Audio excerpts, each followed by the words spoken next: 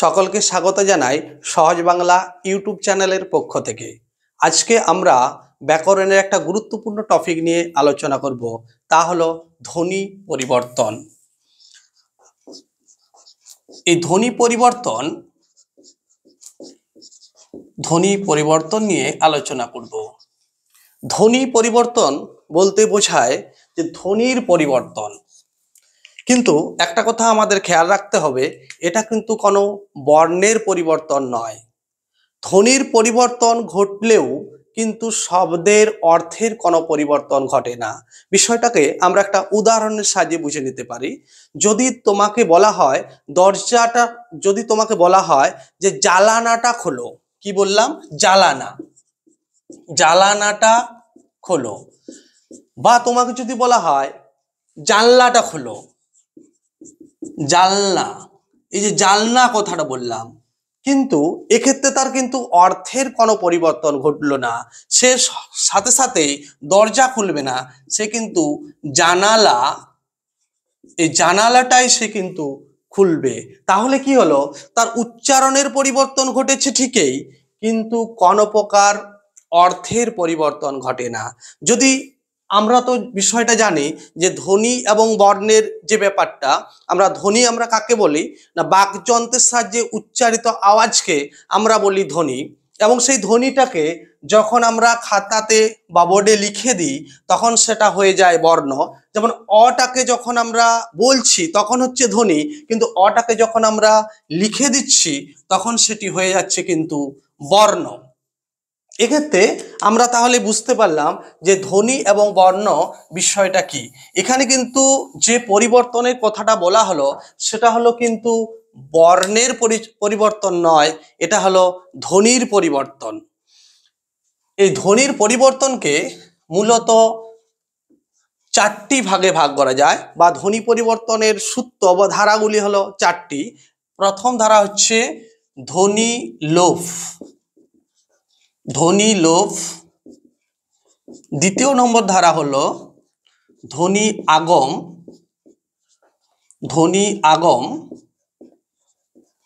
তৃতীয় নম্বর ধারা হচ্ছে ধ্বনি রূপান্তর। এবং 4 নম্বর ধারা হচ্ছে ধ্বনি স্থানান্তর।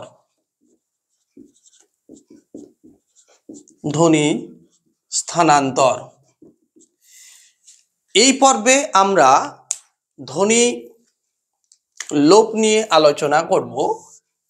দ্বিতীয় এবং তৃতীয় পর্বে আমরা ধ্বনি পরিবর্তনের বাকি ধারাগুলো নিয়ে আলোচনা করব। তাহলে আজকে আমরা আলোচনা করব ধ্বনি লোপ নিয়ে। এই যে ধ্বনি লোপ, আমরা নামটা শুনেই স্পষ্টভাবে বুঝতে পারছি ধ্বনি লোপ অর্থাৎ বিলুপ্ত হওয়া। এখানে আমরা ধ্বনি লোপ কাকে বলবো?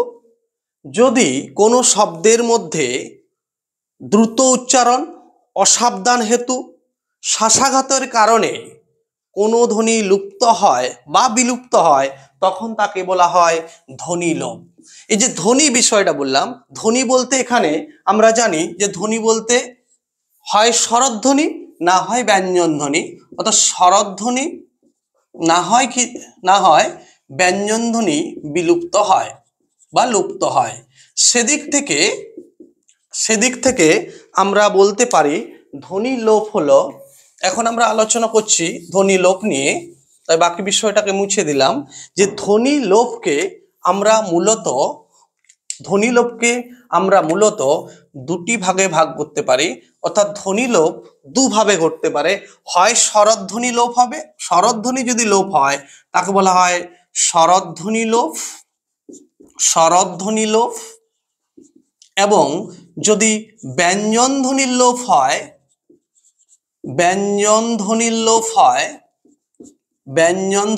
হয় তাহলে তাকে বলে ব্যঞ্জন ধ্বনি লোপ।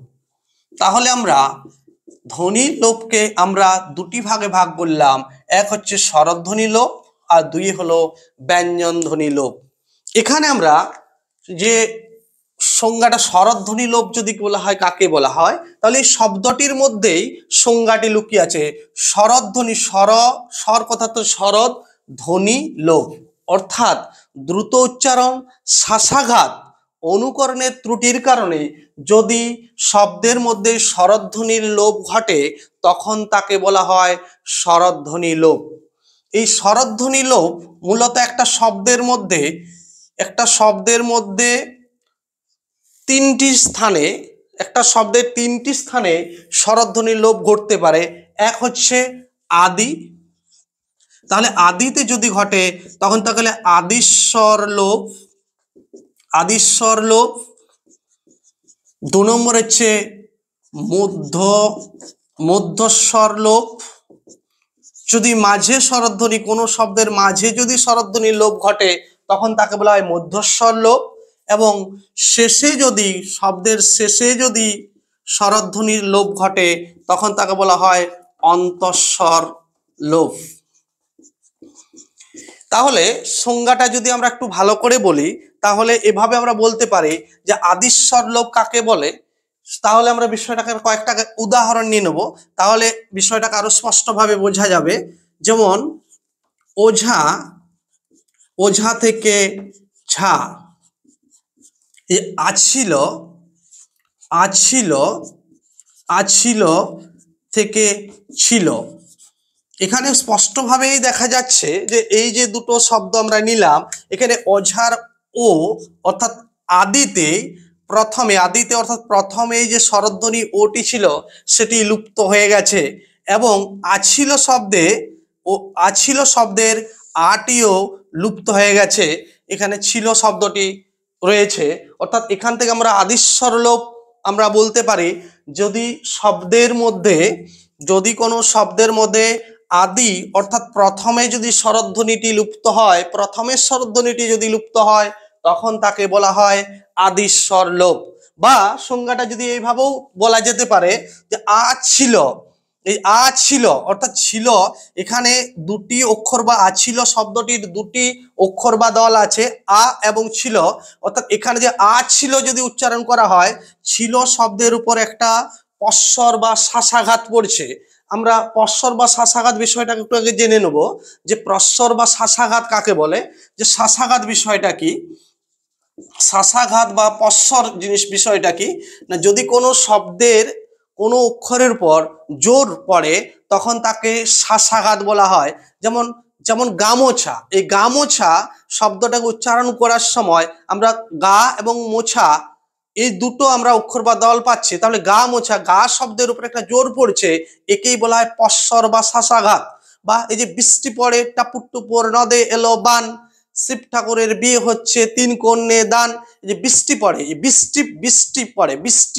বৃষ্টি এবং বিষ শব্দের উপর যে জোর পড়ছে একেই বলা হচ্ছে শ্বাসাঘাত। বৃষ্টি পড়ে টাপুর টুপুর, যে টাপুরের উপরে যে জোরটা পড়ছে এটাকে আমরা বলছি শ্বাসাঘাত। তাহলে এখানে যে আমরা পুনরায় আলোচনায় ফিরছি যে এখানে যে আছিল যে শব্দটা পেয়েছি, এই শব্দের মধ্যে ছিল শব্দের উপর একটা জোর পড়ছে। অর্থাৎ যদি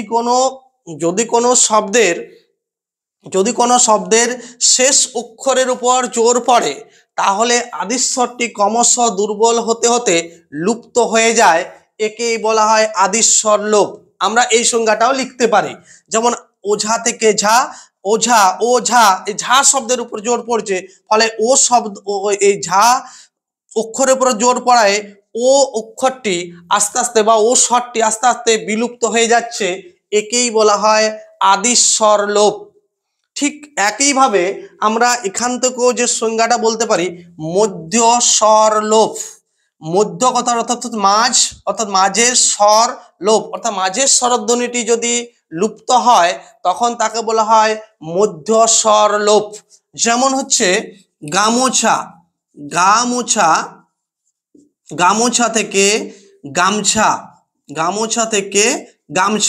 এই যে এখানে আমরা ওকারের যে ও স্বরধ্বনিটি, ও স্বরটি কি হয়েছে, লুপ্ত হয়ে গেছে, এবং গামোছা শব্দটি তৈরি হয়েছে বা উচ্চারণ করছে আমরা গামছা শব্দটি, একেই বলা হয় মধ্যস্বর লোপ। তাছাড়া ভগিনী, এই যে ভগিনী, ভগিনী থেকে ভগ্নী, গয়দান্ত অনরস্যি ভগ্নী, এই যে ভগিনী, এই যে ভগিনী থেকে ভগ্নী, এই যে হস্যই হস্যিকার, এই হস্যিকার বা হস্যই স্বরধ্বনিটি লুপ্ত হয়েছে এখানে, কিন্তু এটি হলো মধ্যস্বর। এছাড়া যে নাতি জামাই, এই নাতি জামাই থেকে নাচ জামাই কথাটি, এইখানেও রস্যই স্বরধ্বনিটি অর্থাৎ মাঝের রস্যই স্বরধ্বনিটি লুপ্ত হয়েছে, একে আমরা বলছি মধ্যস্বর লোপ। এবার আমরা আলোচনা করব সর্বশেষ যে প্রকারভেদ, সেটি হলো অন্তঃস্বর লোপ। অর্থাৎ কতে আমরা স্বরধ্বনি লোপকে তিনটি ভাগ করলাম, আদিস্বর লোপ, খতে লিখলাম মধ্যস্বর লোপ এবং গ হলো অন্তঃস্বর লোপ। এবার অন্তঃস্বর নামটাতেই স্পষ্টভাবে বোঝা যাচ্ছে, শব্দটির মধ্যেই সংজ্ঞাটি লুকিয়ে আছে যে অন্ত, অন্ত কথার অর্থ হলো শেষ, স্বর অর্থাৎ স্বরধ্বনি, লোপ অর্থাৎ শেষের কোনো শব্দের শেষের স্বরধ্বনি যদি লুপ্ত হয় তখন তাকে বলা হয় অন্তঃস্বর লোপ। বা এই সংজ্ঞাটাকে আমরা যদি একটু ভালোভাবে বলি তাহলে বলতে পারি যে আদিস্বর ছাড়া, আদিস্বরে যদি খুব প্রবল শ্বাসাঘাত পড়ে তাহলে শেষের স্বরধ্বনিটি আস্তে আস্তে লুপ্ত হয়ে যায়, একেই বলা হয় অন্তঃস্বর লোপ। তাহলে কি হচ্ছে, যদি যেমন আমরা উদাহরণের সাহায্যে বিষয়টাকে স্পষ্টভাবে বুঝে নিতে পারি যে সত্য, এই সত্যি, সত্যি থেকে সত্য, এই সত্যি থেকে সত্য যে শব্দটা পেলাম, এই সত্য থেকে সত্যি যে শব্দটা আমরা পেলাম, এখানে কি হচ্ছে হস্যিকা রস্যই যে স্বরধ্বনিটি, রস্যই স্বরধ্বনিটি কিন্তু এখানে কি হচ্ছে, রস্যই স্বরধ্বনিটি লুপ্ত হয়েছে সত্য। তাছাড়া যদি বলা হয় এখানে সত্য থেকে রাশি, এই যে রাশি শব্দটি, রাশি, রাশি থেকে রাস, রাশি শব্দটি থেকে উচ্চারিত হয় রাস, এখানে কি হলো হস্যইটা, এই যে হস্যিকারটা এখানে কিন্তু শেষে অন্ত অর্থাৎ শেষে এই স্বরধ্বনিটি লুপ্ত হয়েছে, একেই আমরা বলতে পারি অন্তঃস্বর লোপ। তাহলে সংজ্ঞাটা কি হচ্ছে না, রাশি, এই যে আদিশ রাশি, এখানে এই যে দুটো দল অক্ষর বা এই শব্দটির দুটো অক্ষর বা দল আছে, সেটি হলো প্রথম যে রা এবং সি অর্থাৎ আদি অক্ষরে প্রবল শ্বাসাঘাতের কারণে, প্রবল শ্বাসাঘাতের কারণে অন্তঃস্বরটি অর্থাৎ হস্যইটি আস্তে আস্তে অবলুপ্ত হয়ে যায়, একেই বলা হয় অন্তঃস্বর লোপ। এবার আমরা আলোচনা করব ব্যঞ্জন ধ্বনি লোপ নিয়ে। অর্থাৎ ব্যঞ্জন ধ্বনি লোপ কাকে বলে না, এখানে আমরা সংজ্ঞাটা পেয়ে যাচ্ছে ব্যঞ্জন ধ্বনি লোপ অর্থাৎ শব্দের মধ্যে, যদি শব্দের মধ্যে ব্যঞ্জন ধ্বনি লোপ পায়, শব্দের মধ্যে আদি মধ্য এবং অন্তস্থানে যদি ব্যঞ্জন ধ্বনি লোপ পায় তখন তাকে বলা হয়, তখন তাকে আমরা বলছি যথাক্রমে আদি ব্যঞ্জন লোপ, মধ্য ব্যঞ্জন লোপ এবং অন্ত ব্যঞ্জন লোপ। অর্থাৎ যদি আদিতে ব্যঞ্জন ধ্বনি লোপ পায় তখন তাকে বলছি আদি ব্যঞ্জন ধ্বনি লোপ। অর্থাৎ সেদিক থেকে এই ব্যঞ্জন ধ্বনি লোপকে আমরা তিনটি ভাগে ভাগ করতে পারি। ব্যঞ্জন ধ্বনি লোপকে তিনটি ভাগে ভাগ করা যায়। এক নম্বর হচ্ছে আদি, আদি ব্যঞ্জন ধ্বনি লোপ, আদি ব্যঞ্জন ধ্বনি, আদি ব্যঞ্জন ধ্বনি লোপ। দু নম্বরে হচ্ছে মধ্য ব্যঞ্জন ধ্বনি লোপ এবং তিন নম্বরে হচ্ছে অন্ত, অন্ত কথা অর্থাৎ শেষ, অন্ত ব্যঞ্জন ধ্বনি লোপ। অর্থাৎ শেষে যদি ব্যঞ্জন ধ্বনির লোপ হয় তখন তাকে বলা হচ্ছে আদি, শেষে হলে অন্ত ব্যঞ্জন ধ্বনি লোপ। এই যে আদি ব্যঞ্জন ধ্বনি লোপ অর্থাৎ শব্দের আদিতে যদি ব্যঞ্জন ধ্বনিটি যদি লুপ্ত হয়, শব্দের আদিতে যদি ব্যঞ্জন ধ্বনি, আদি ব্যঞ্জন ধ্বনি লোপ অর্থাৎ শব্দের মধ্যে আদি ব্যঞ্জনটি অর্থাৎ শব্দের প্রথমের যে ব্যঞ্জন ধ্বনিটি আছে সেটি যদি লুপ্ত হয়ে যায় তখন তাকে বলা হচ্ছে আদি ব্যঞ্জনধ্বনি লোপ। যেমন হচ্ছে শ্মশান, শ্মশান থেকে মশান,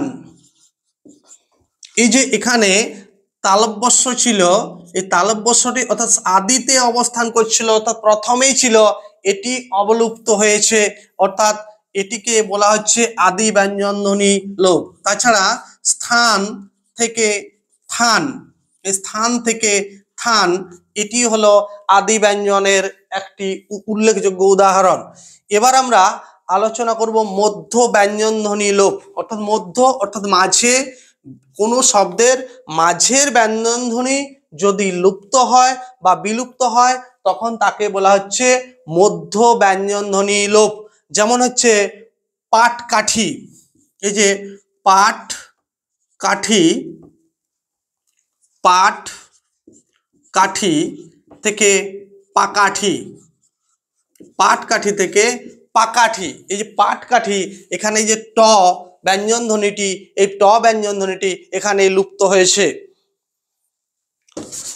তাছাড়া আমরা এখানে বলতে পারি এই যে কার্পাস, এই কার্পাস, কার্পাস যে শব্দটাকে অনেক সময় আমরা উচ্চারণ করি কাপাস, কার্পাস তুলো থেকে আমরা বলে থাকি, অনেকেই আমরা বলি কাপাস তুলো। এই যে কার্পাস শব্দটা, এই যে রেফ র এখানে কিন্তু লুপ্ত হয়েছে। এছাড়া এরপর আমরা আলোচনা করব অন্ত ব্যঞ্জনধ্বনি লোপ, অর্থাৎ শেষে যে ব্যঞ্জনধ্বনিটি যদি লুপ্ত হয়, কোনো শব্দের শেষের ব্যঞ্জনধ্বনিটি যদি লুপ্ত হয় তখন তাকে বলা হয় অন্ত ব্যঞ্জনধ্বনি লোপ।